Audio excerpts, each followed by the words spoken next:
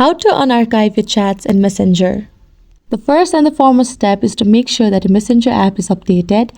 In order to check if it's updated or not, go to Play Store and type out Messenger in the search bar. After that, click on Messenger.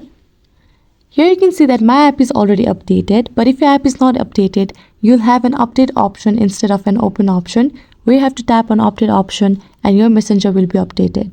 Now go to home page and open the Messenger app on your device.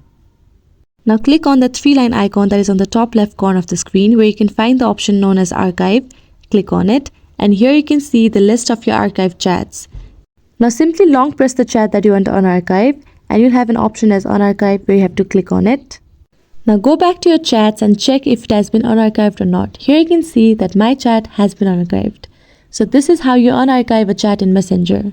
I hope this video was helpful. Thank you for watching and do subscribe to our YouTube channel.